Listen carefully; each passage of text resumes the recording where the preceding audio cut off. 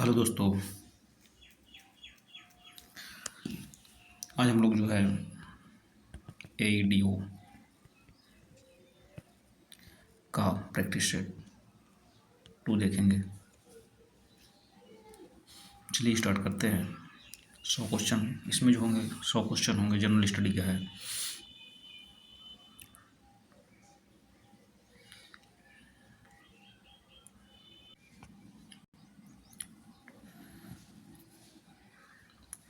First question है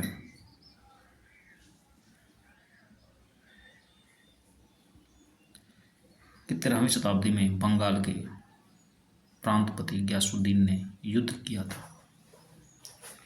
13वीं शताब्दी की बात है जब बंगाल में गयासुद्दीन तुगलक जो था वह जो है किससे युद्ध किया था। या वह त्रिहुत के राजा थे, सारण के राजा, चेरो सरदार से थे, या उज्जैनिया सरदार से। देखिए, जो गयासुद्दीन ने युद्ध किया वह त्रिहुत के राजा से किया था। राइट ऑप्शन जो होगा ए होगा।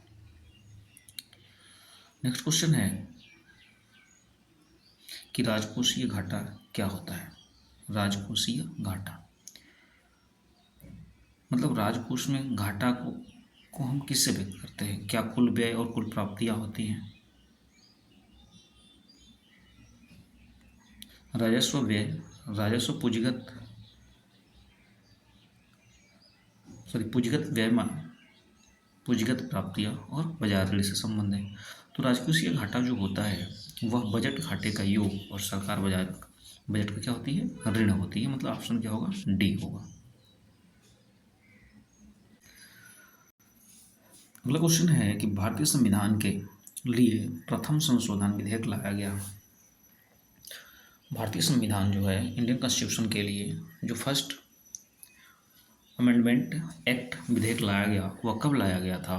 वह लाया गया था 1951 में। राइट ऑप्शन जो होगा बी होगा। क्वेश्चन नंबर 4 है कि प्रथमतः आपात स्थिति की घोषणा, जो आपातकाल होती है, तो आपातकाल की स्थिति में घोषणा जो किया जाता है वो कितने समय के लिए किया जा सकता है, कितने समय सीमित की जा सकती है। तो देखिए, प्रथम आपात की स्थिति में जो आपातकाल की स्थिति का ऐलान किया जाता है, अनाउंसमेंट किया जाता है, तो उसकी सीमा जो होती है, उसकी सीमा 6 महीने निर्धारित की जाती है। 6 महीने।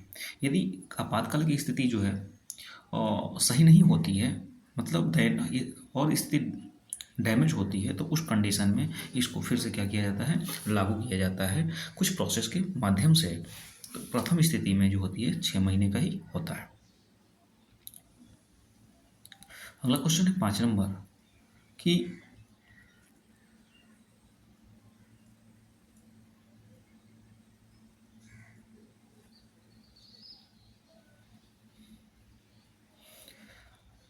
क्वेश्चन ये है कि निकोलस कॉपरनिक्स प्रसिद्ध है। अब देखिए, निकोलस कॉपरनिक्स ने जो है सूर्य और ग्रहों के बारे में उसने अपना मत प्रस्तुत किया। तो कॉपरनिक्स एक प्रसिद्ध वैज्ञानिक साइंटिस्ट थे और उन्होंने बताया कि यह बताने के लिए कि ग्रह सूर्य के चारों ओर चक्कर लगाते हैं, न कि पृथ्वी के। तो जितने भी ग्रह होते हैं, ठीक है ना, जितने भी सोलर सिस्टम के प्लैनेट्स हैं वह किसके चक्कर लगाते हैं, सूर्य का चक्कर लगाते हैं। पृथ्वी भी क्या है, हमारी एक ग्रह है, और तो यह भी जो होती है सूर्य का ही चक्कर लगाती है। नेक्स्ट क्वेश्चन है कि उत्तराखंड का कौन सा जिला तिब्बत सीमा से नहीं लगा है। क्वेश्चन नंबर 6 है कि उत्तराखंड का कौन सा जिला तिब्बत सीमा से नहीं लगा है। उत्तरकाशी, चमोली, अल्मोड़ा या कोई नहीं। तो अल्मोड़ा जिला जो है ये उत्तराखंड का अल्मोड़ा जिला वह तिब्बत के बॉर्डर से नहीं लगता है, और तिब्बत की राजधानी जो है लहासा। कमेंट सेक्शन में बताइए उत्तराखंड की राजधानी क्या है। क्वेश्चन नंबर 7 है कि बिरसा मुंडा का कार्य क्षेत्र कौन सा था। मतलब बिरसा मुंडा जो था वह कौन से क्षेत्र में कार्य करता था। चंपारण, बलिया, रांची, अलीपुर। तो चूंकि बिरसा मुंडा जो था एक जनजाति से आते थे, ठीक है, तो वह जनजाति में इनको जो बिरसा मुंडा को जो है, यह जनजातियों की आवाज़ उठाते थे, यह लोग नायक का काम करते थे। और जो जनजाति लोग जो थे, मुंडा जनजाति के लोग इसको क्या मानते थे, नेता मानते थे, अपना लोग नायक मानते थे। तो इसको सोते वक्त पकड़ लिया जाता है। लेकिन यह किस कार्य में काम कर रहा था, तो ये कर रहा था रांची क्षेत्र में, ठीक। बिरसा का डालमिया नगर किसके लिए, सॉरी, बिहार का डालमिया नगर किसके लिए प्रसिद्ध है, तो डालमिया जो बनाती है वो सीमेंट बनाती है। राइट ऑप्शन जो होगा डी होगा।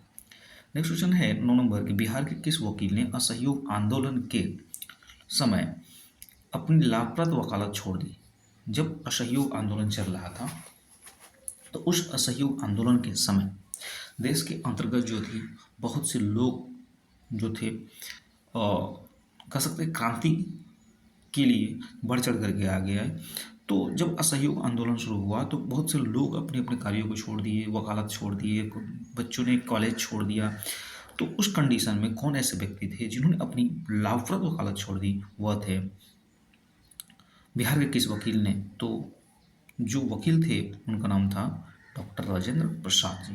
डॉक्टर राजेंद्र प्रसाद जी क्या करते हैं, असहयोग आंदोलन के समय अपनी वकालत जो कर रहे थे वो अपने पद को क्या कर दिए, छोड़ दिए।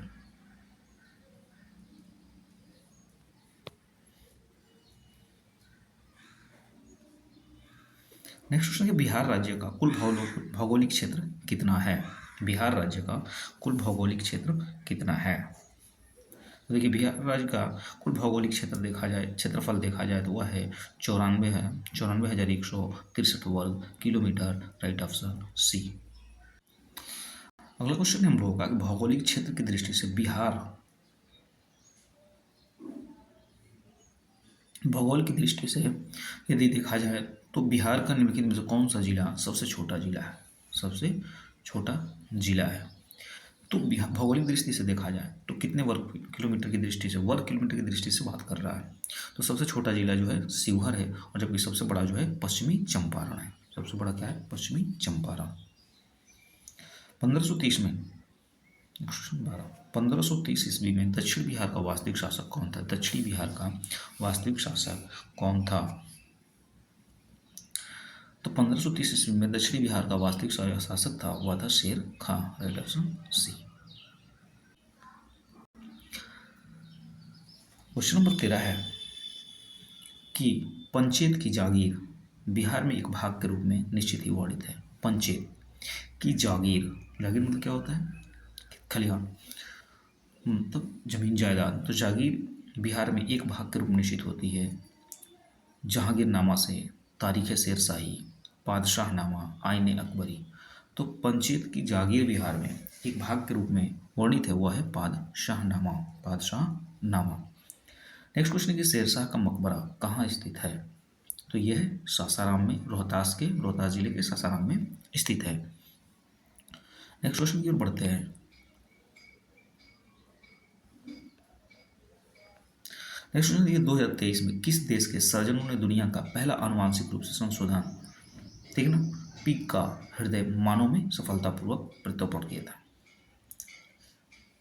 कौन से देश के लोग दुनिया का पहला आनुवांशिक जेनेटिक रूप से संशोधित जो पिग का हार्ट था, उस हार्ट को क्या कर दिए, मानव के हार्ट में लगा दिए। तो वह जो था यूए था, यूए। लेकिन जबकि पहला जो है मानव हृदय का ट्रांसप्लांट किया था, ई बर्नार्ड के द्वारा किया गया था। नेक्स्ट क्वेश्चन है 16 नंबर के, क्रिप्टो करेंसी के पीछे की तकनीक को कैसे जाना जाता है।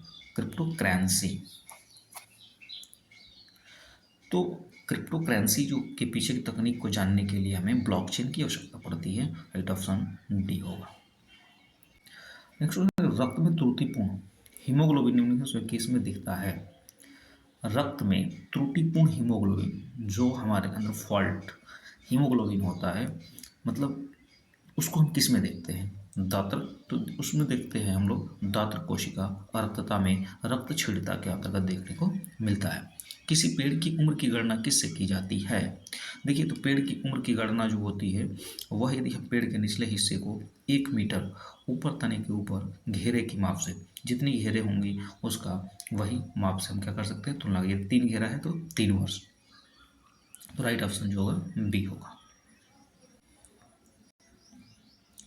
अगला क्वेश्चन है कि पौधे का तना पौधे के सही हिस्सों में भोजन वितरित करने में तथा और किस चीज़ में मदद करता है। पौधे का तना जो होता है वह जो है किन किन चीज़ों को, तो देखिए पौधे का तना पौधे के सभी हिस्सों में मदद करता है।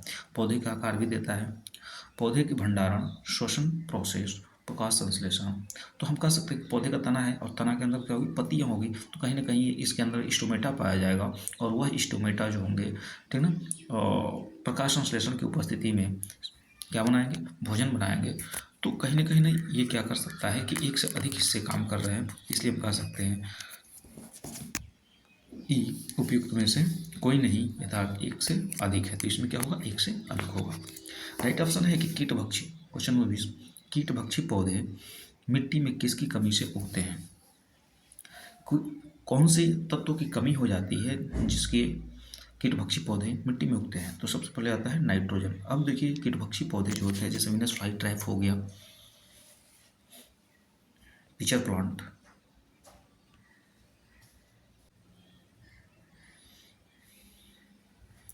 Question number 21, बायोफ्राइटा। बायोफ्राइट में बीजाणु मातृकोशिका होती है। ब्रायोफाइट में बीजाणु मातृकोशिका होती है, वह द्विगुणित। नंबर 22, ऊर्जा उत्पादन के लिए कोशिका प्रायः किसका उपयोग करती है। एनर्जी प्रोडक्शन के लिए कोशिका प्रायः किसका उपयोग करती है, ग्लूकोज। राइट ऑप्शन होगा बी होगा। प्रोटोप्लास्ट क्या है। प्रोटोप्लास्ट ये पादप कोशिका,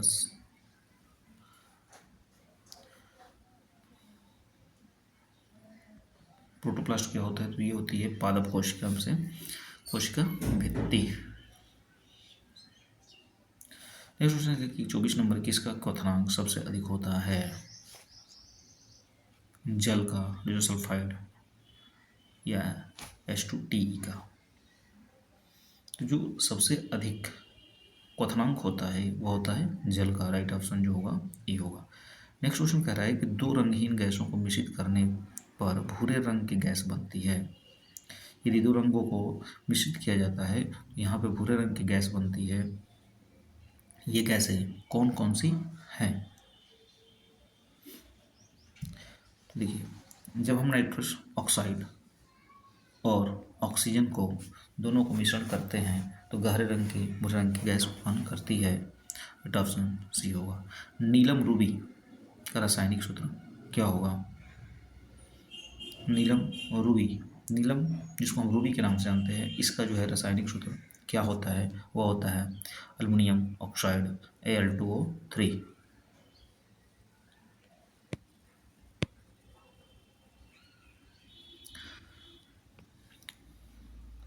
नेक्स्ट क्वेश्चन है कि निम्नलिखित में से हंसने वाली गैस है। Nitrous oxide N2O। और देखते हैं फिल्मों में कि तुरंत सुहाने के बाद जो होता है ये हंसने लगते हैं, हालांकि ऐसा कुछ नहीं होता है। यह जो होती है 10 मिनट के बाद काम करती है। यदि इसको समापन करना है, मतलब व्यक्ति की नाइट्रस ऑक्साइड सूंघ लिया है, लाफिंग गैस जिसको कहते हैं, और यह बंद नहीं हो रहा था, इसको खुली वातावरण में 10 मिनट तक आपको क्या करना पड़ेगा, छोड़ना पड़ेगा व्यक्ति को फ्री रिलैक्स होने के लिए। क्वेश्चन नंबर 28 है कि इमली में कौन सा अम्ल पाया जाता है। चूंकि इमली खट्टा होता है तो इसमें पाई जाती है टार्टरिक अम्ल खट्टे में। मेथेनोइक अम्ल जो होती है यह सिरका है। लैक्टिक अम्ल दोनों में पाई जाती है। नेक्स्ट क्वेश्चन है कि लोहे के बुरादे में तनु अम्ल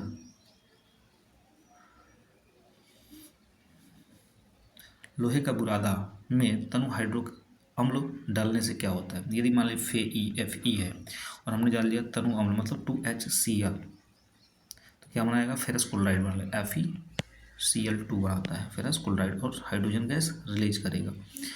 तो लोहे के मुरादे में तनु हाइड्रोक्लोरिक HCl डालने पर क्या होता है, तो किसका निर्माण होगा।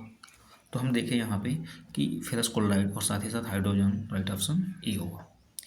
निम्नलिखित में से किसका pH 7 से अधिक होता है। तो एक जो होती इसमें 3 चीज़ें हैं, एक उदासीन आता है, उदासीन का पीएच वैल्यू 7, और इससे अधिक पर जाएंगे तो क्षारीय, और इससे कम पर अम्ल होता है। तो 7 से अधिक किसका होगा? क्षारीय का होता है। और रक्त जो होती है वो कैसी होती है? क्षार होती है, क्योंकि इसका पीएच वैल्यू जो होती है 7.4 होता है। तो 7 से अधिक है इसलिए क्षारीय होता है। उसके बाद सिरका, ये खट्टा होता है, इसका लगभग 2.4 या 3 होता है सिरका का, इसलिए क्या होती है? एसिडिक होती है, अम्लीय होती है। नेक्स्ट क्वेश्चन 31 नंबर की, शरीर निम्नलिखित में से किसके वंचित हो जाने से धनावेशित हो जाता है? मतलब कौन सी ऐसी कण है जो यदि शरीर जो होता है इससे रिलीज हो जाती है, शरीर से निकल जाती है, तो वह जो होता है धनावेशित हो जाता है, तो वह होता है इलेक्ट्रॉन। किस तापमान पर सेल्सियस और फ़ारेनहाइट जो होते हैं मेल खाते हैं, मतलब बराबर होते हैं?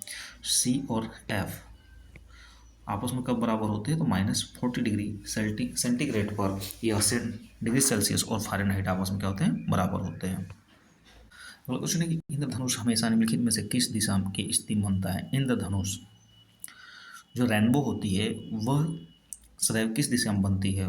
क्या सूर्य के ऊपर स्थित है, सूर्य से नीचे, सूर्य से विपरीत दिशा में, सूर्य के लेवल पर? तो जब भी इंद्रधनुष रेनबो देखने को मिलेगा वो सूर्य से विपरीत दिशा में देखने को मिलता है। ईएनटी स्पेशलिस्ट जो ईएनटी का डॉक्टर होता है, ईएनटी, अब यह आँख, कान और गला, आँख, कान और गला। तो देखिए, जब ईएनटी का डॉक्टर स्पेशली किस चीज़ का और किस दर्पण का प्रयोग करता है? अवतल दर्पण का। जब भी यदि मान के चलिए कि जैसे गले में कोई दिक्कत हो गई, तब भी आपको डॉक्टर ईएनटी डिपार्टमेंट में भेजेगा। यदि नोज नाक में कोई प्रॉब्लम हो गई तब भी ईएनटी डिपार्टमेंट में आपको भेजा जाता है। तो राइट ऑप्शन जो होगा बी, और वहाँ पर डॉक्टर जो होता है अवतल दर्पण के द्वारा जो होता है और आपका देखता है। अगले, ध्वनि के मापन की इकाई को क्या कहते हैं? ध्वनि जो मापन जाती है वो डेसिबल में मापी जाती है। किसमें? डेसिबल में। अब यहाँ पर वोल्ट वाट शक्ति का मात्रक हो गया, एम्पेयर विद्युत धारा का हो गया, विभवांतर का मात्रक क्या होता है? वोल्ट होता है। तो इसमें से कोई नहीं होगा। ठीक है, राइट ऑप्शन क्या होगा? उपयुक्त में से कोई नहीं। नेक्स्ट क्वेश्चन है कि अपेक्षित घनत्व के लिए सही इकाई मात्रा क्या है? अपेक्षित घनत्व क्या होता है? द्रव्यमान बटा आयतन होता है। तो जो इसका सही ऑप्शन होगा वह होगा ई, इनमें से कोई नहीं।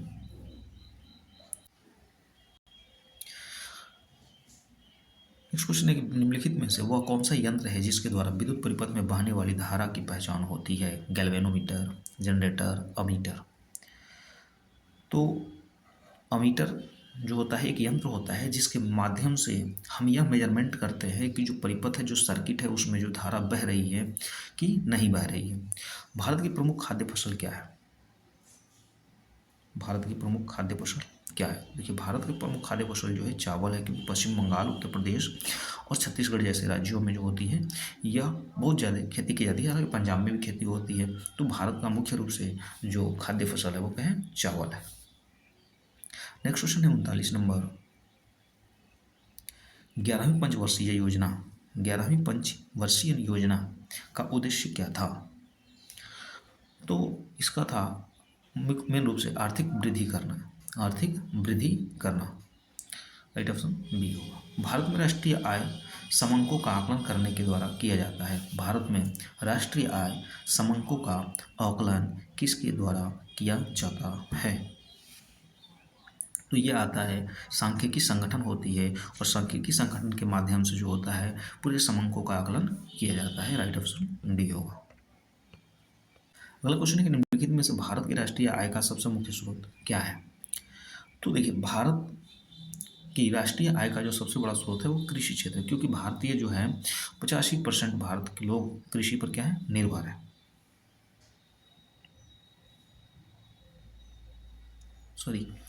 भारत की राष्ट्रीय आय का सबसे मुख्य स्रोत क्या है? सेवा क्षेत्र है। क्या है? सेवा क्षेत्र है। भारत का मुख्य राष्ट्रीय आय का सबसे मुख्य स्रोत सेवा क्षेत्र है। पहले समझ करें, किसी ऐसे व्यक्ति जिसके पास नौकरी नहीं है और स्पष्ट रूप से बेरोजगार के विपरीत अल्प रोजगारी जो छिपा हुआ हो को कहा जाता है अल्प रोजगारी। अब मान के चलिए कोई व्यक्ति जो है किसी के पास नौकरी नहीं है, वह काम करता है।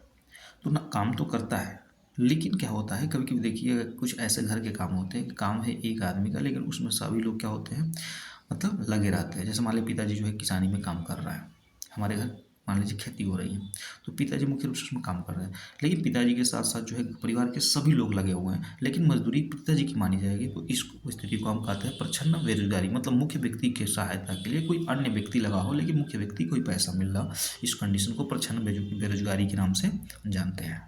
नेक्स्ट क्वेश्चन, भारतीय अर्थव्यवस्था। भारतीय अर्थव्यवस्था के आंकड़ों की देखरेख के संबंधी के लिए सेंटर के अनुसार बिहार की अक्टूबर 2020 में बेरोजगारी दर क्या थी।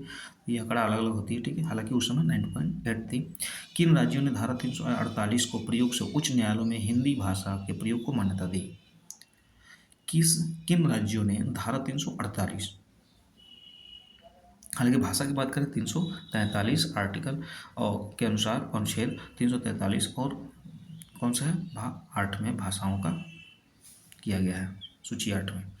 तो किन राज्यों ने धारा 348 को प्रयोग दे उच्च न्यायालयों को में हिंदी भाषा के प्रयोग को मान्यता दी। वह था उत्तर प्रदेश, मध्य प्रदेश, बिहार और राजस्थान। राइट ऑप्शन जो होगा इसका ए होगा।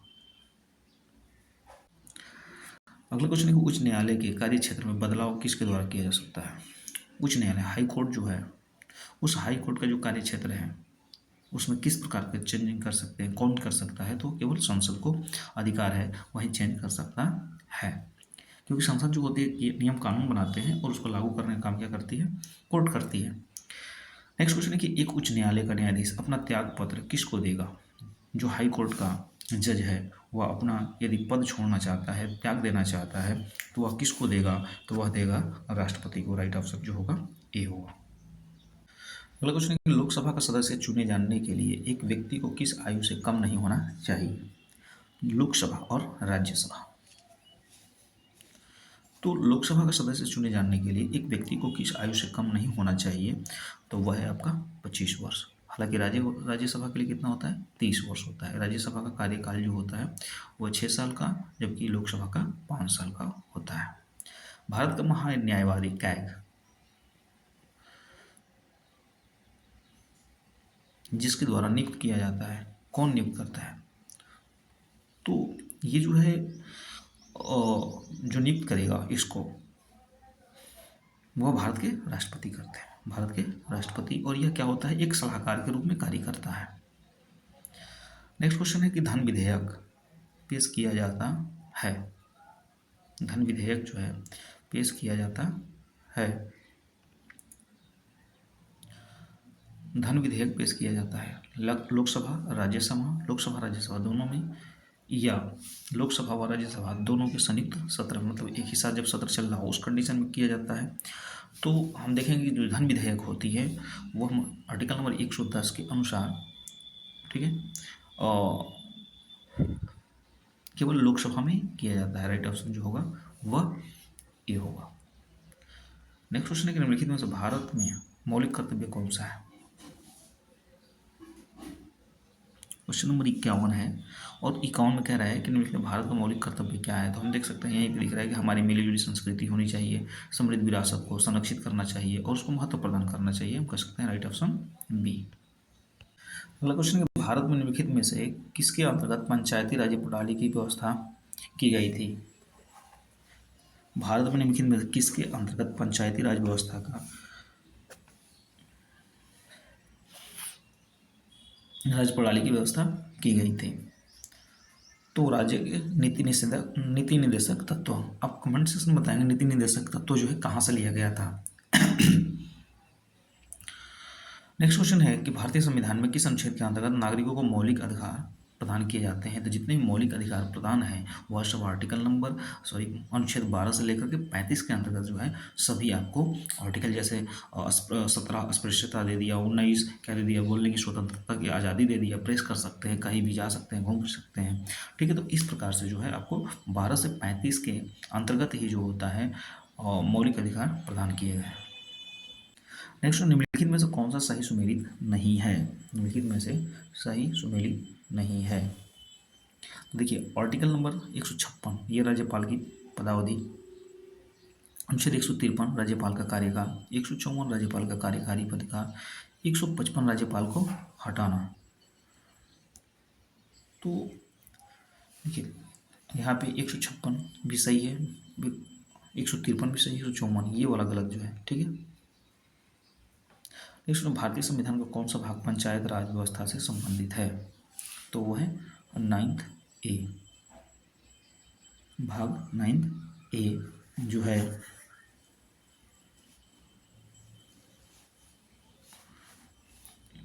दो, एक ही चीज दो बार दे दिया है, ठीक है।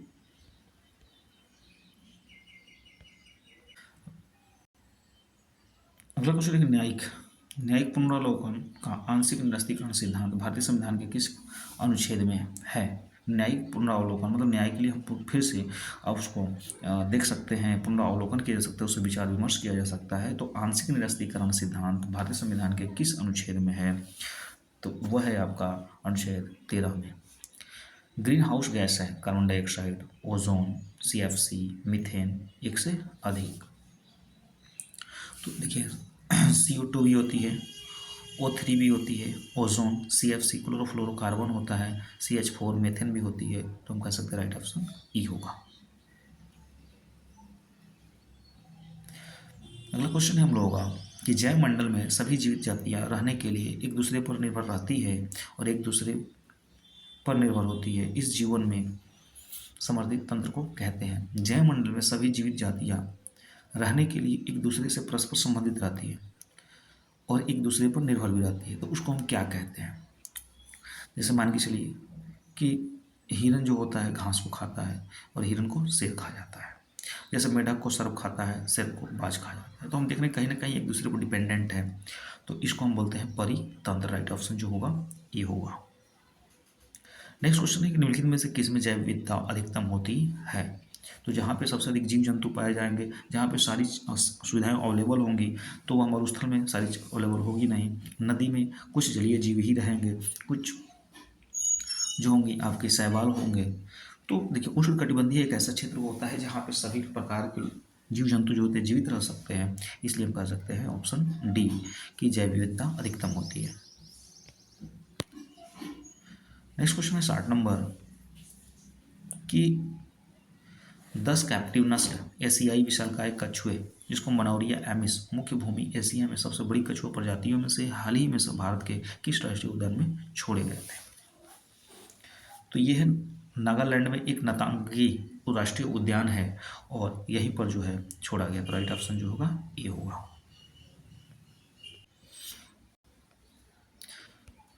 क्वेश्चन नंबर 61 है कि किसके लिए राष्ट्रीय समिति SLCV का शुभारंभ किया गया, मतलब किस राज्य में? क्वेश्चन नंबर 61 है और 61 का ये है ए तमिलनाडु। कौन सा? तमिलनाडु। केरल की शांत घाटी साइलेंट वैली संरक्षित किसके लिए है? केरल की जो शांत घाटी है, साइलेंट वैली है, वह जो है किसके संरक्षित है? तो इसमें हम कह सकते हैं कि इसमें पौधे और जानवरों की बहुत सी दुर्लभ प्रजातियां पाई जाती हैं, इसलिए यह जो है संरक्षित किया गया है। राइट ऑप्शन जो होगा ए होगा। नेक्स्ट क्वेश्चन की ओर बढ़ते हैं हम लोग 63 पे। 63 में दिया गया है कि CAA के अंतर्गत नागरिकता प्रक्रिया के लिए आवेदन और निष्पादन किनके द्वारा किया गया? CAA अभी जो आया था, CA और NRC देखे होंगे, तो किसके द्वारा किया गया था? तो वह जनगणना विभाग के द्वारा किया गया था। राइट ऑप्शन ए होगा। भारत के किस उत्तर पूर्वी राज्य में जनजातीय जनसंख्या की अधिकतम संकेंद्रण है? मतलब भारत का कौन सा उत्तर पूर्वी राज्य है जहाँ पे सबसे अधिक जो होती है जनजातीय पाई जाती है? तो वह है मिजोरम। राइट ऑप्शन क्या होगा? बी होगा। नेक्स्ट क्वेश्चन 65 नंबर, किस राज्य में नागरीकरण सबसे अधिक है? क्वेश्चन नंबर 65 है कि निम्नलिखित में से किस राज्य में नगरीकरण सबसे अधिक है? तो वह है गोवा। राइट ऑप्शन क्या होगा? ए होगा। नेक्स्ट क्वेश्चन है कि विश्व की छत, तो इसको हम कहते हैं पामीर का पठार। पामीर का पठार जिसका जो है लगभग 5000 मीटर ऊंचाई तक है, तो इसको हम पामीर का पठार कहते हैं, पामीर के पठार को कहते हैं, जिसको विश्व के छत के नाम से जानते हैं।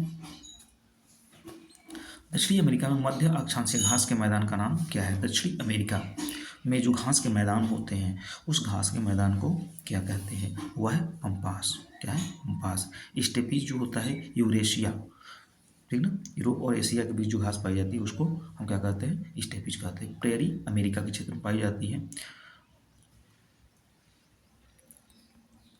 नेक्स्ट क्वेश्चन, ब्राजील के पठार के पास के मैदान को कहते हैं, ब्राजील के पठार के पास के मैदान को क्या कहते हैं? इसको कहते हैं कंपोज। क्या कहते हैं? कंपोज कहते हैं।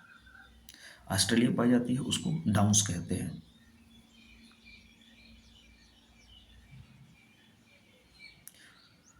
महासागरीय प्रॉपर्टी के मुख्य खनिज घटक क्या हैं?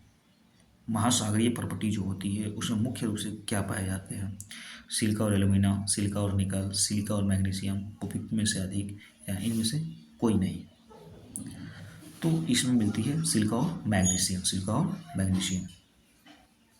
नेक्स्ट क्वेश्चन है 70 नंबर कि वायुमंडल अपनी अधिकतम ऊर्जा प्राप्त करता है, किससे प्राप्त करता है? वायुमंडल जो है सबसे अधिक अपनी ऊर्जा किससे प्राप्त करता है? तो वह है दीर्घ पार्थिव विकिरण तरंगों के द्वारा। जो लंबी किरणें, जो लंबा समय तक चलने वाली किरणें हैं, उन्हीं के माध्यम से जो होता है वह अधिकतम ऊर्जा क्या करता है? प्राप्त करता है। क्वेश्चन नंबर 71 है कि निम्नलिखित में से कौन सा विकल्प पृथ्वी की सतह से शुरू होकर वायुमंडल की ओर जाता है, मतलब नीचे से ऊपर की ओर? तो देखिए इसमें आता है क्षोभ मंडल, समताप मंडल, मध्य मंडल, ताप मंडल और बहिर्य मंडल। ठीक है, तो क्वेश्चन नंबर 71 का राइट ऑप्शन जो होगा ए होगा। नेक्स्ट क्वेश्चन की तरफ बढ़ते हैं 72 नंबर। 72 में दिया है कि निम्नलिखित में से कौन सा बृहद ग्रह नहीं है? बृहद ग्रह नहीं है मतलब बड़ा ग्रह नहीं है। तो बृहस्पति क्या होता है? बड़ा ग्रह होता है, ये आप जानते हैं। ठीक है, तो इसमें मंगल जो है वह बृहद ग्रह नहीं है। कैमूर पठार किसके लिए प्रसिद्ध है? तो चूना पत्थर के लिए। किसके लिए है? चूना पत्थर के लिए है। नेक्स्ट क्वेश्चन है कि निम्नलिखित तो कौन सा मध्यवर्ती गंगा के मैदानी कृषि जलवायु प्रदेश की विशेषता नहीं है?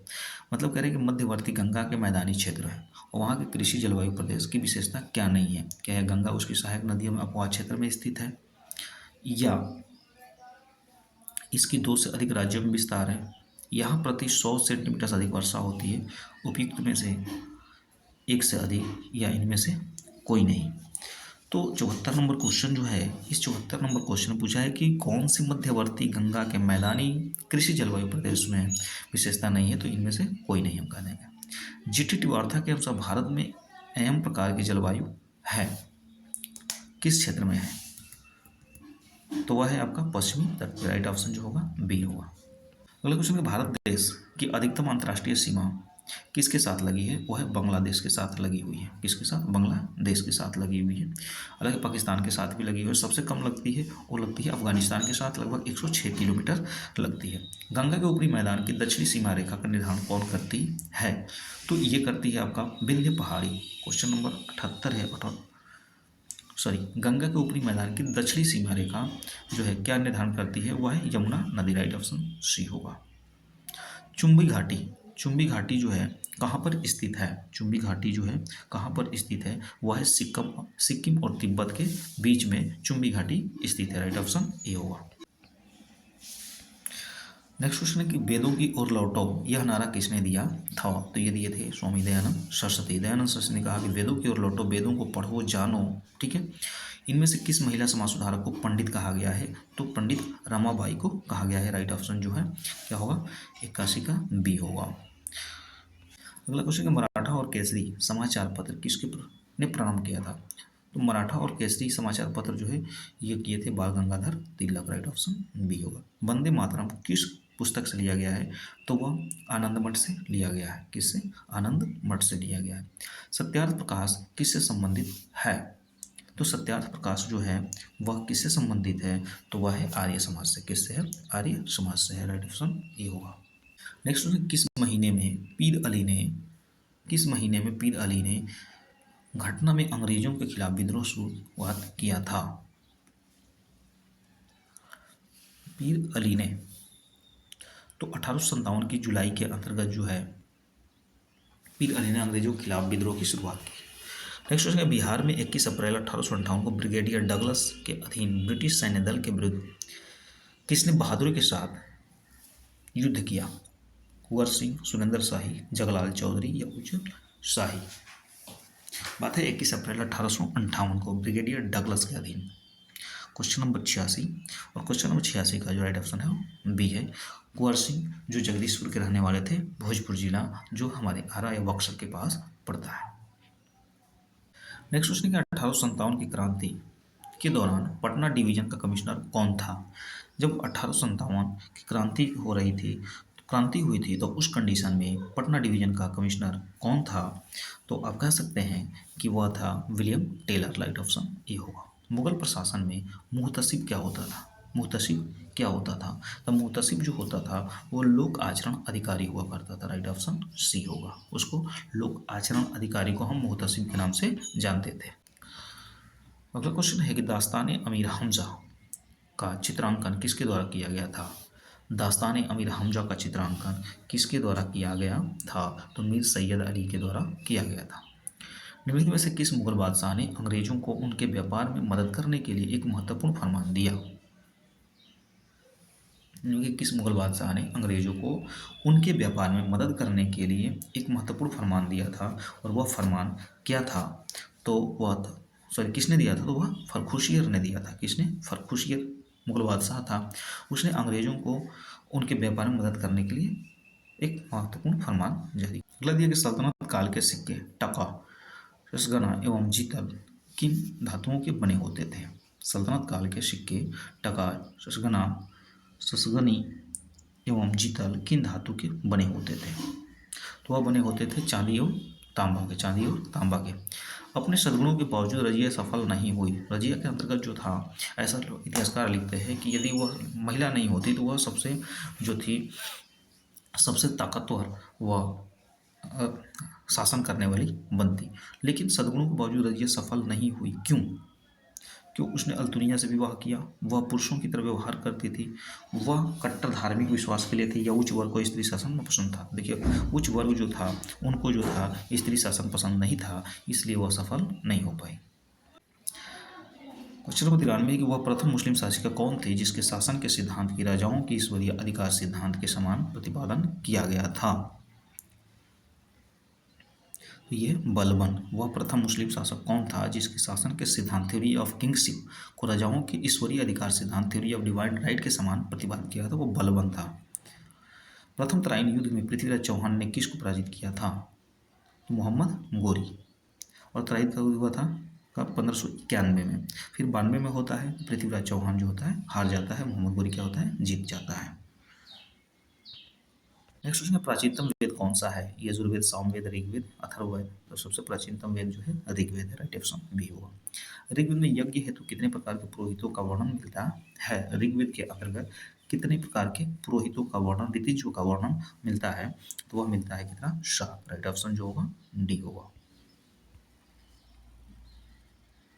अगला क्वेश्चन दिया है कि वेद कितने प्रकार के हैं। तो वेद जो है 4 प्रकार के, सामवेद, अथर्ववेद, ऋग्वेद और यजुर्वेद। निम्नलिखित में से किस हड़प्पन नगर में जुते हुए खेतों के निशान मिले। कौन सा हड़प्पा का नगर था जहाँ पे जुते हुए खेतों का साक्ष्य मिलता है। तो वह था आपका कालीबंगा।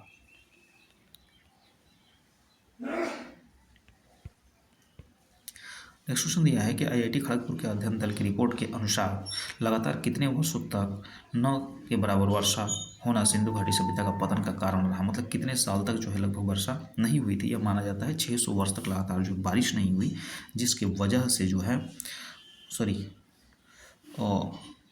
900 वर्ष ऐसा माना जाता है 900 वर्ष तक लगातार बारिश नहीं हुई, जिसके कारण सिंधु सभ्यता क्या होगा, पतन हो गया। सिंधु घाटी सभ्यता की महत्वपूर्ण विशेषता क्या थी। सिंधु घाटी सभ्यता के सबसे महत्वपूर्ण विशेषता क्या थी। तो पक्की ईंट से बनी हुई इमारत थी, और जहाँ पे क्या होते थे सभी रास्ते जो होते हैं दोनों तरफ, मतलब सड़क, मतलब बीच में सड़क होती थी और दोनों तरफ क्या होते थे, घर बनाए गए होते थे। और साथ ही साथ सबका जो घर के दरवाजे होते थे सड़क की तरफ खुलते थे। यही सब सारी चीज़ें विशेषताएँ थी।